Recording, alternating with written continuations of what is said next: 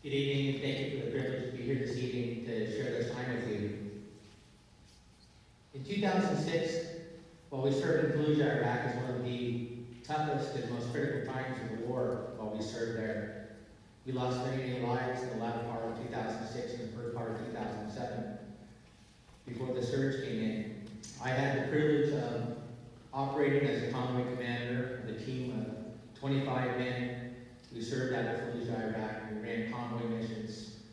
We performed 177 missions outside the wire in 1 year that we were there. You think of a convoy as being a few trucks. Our convoys would be between 90 and 110 semi-trucks. They were 6 to 8 miles long. So we traveled between 125 to 300 miles every night. And along that path that we took, we would come across IEDs, improvised explosive devices. In the time frame from the first part of August to Christmas of 2006, we experienced over 300 detonations on the road during that time frame between ourselves and other convoys that we saw while we were on the road. We were lucky to make it home many times. Many times, we were just trying to find a place to rest. A lot of times, we were just trying to get through the night. And still at times at home, many late nights I'm awake because when the sun goes down, I'm ready to go on a convoy mission still. And I think of the men that I served with, and I think of the men that didn't, and ladies that didn't come home. And it's constantly a burden on my heart to remember and to the sacrifices that took place, and to remember those men and women who sacrificed even today in Afghanistan right now, still in Iraq and across the world, so that we could be here tonight. We used to travel, our convoys would finally get into the gate or to the wire early in the morning. The sun would just start to rise, the moon would just be going down the horizon. And so I'd like to just go ahead and explain this poem to you before Chris sings it, so you have an understanding, an idea.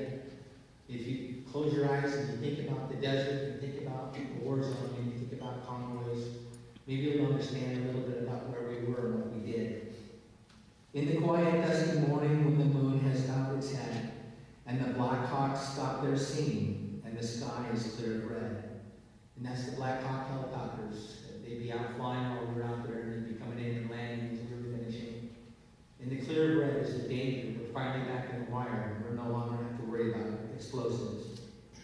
When the desert ceases gleaming and deployment's past its prime, and adventure's lost its meaning, I'll be homeward bound this time. Send me not on convoy missions, send me not on long-drawn strolls. Set me free to find my calling, and I'll return home with bows. If you find this time I'm missing, I hope it's me you're searching for, because this time it seems forever, until my eyes and how to home. It's the hope I'll see my family in my heart that feeling burns. It's the thought that I hear listening on the streets. I'll stop and turn. It's the high road to danger and that unexploded mine, where the wind will set me running as the journey burns my mind. When the explosives go off, there's a compression wave, a wind goes off, and you feel it coming against your body and against your vehicles, and it just rattles you from the inside out.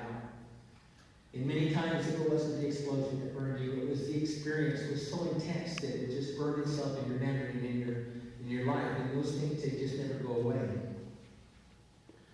Send me not on convoy missions, force me not to shoot once more.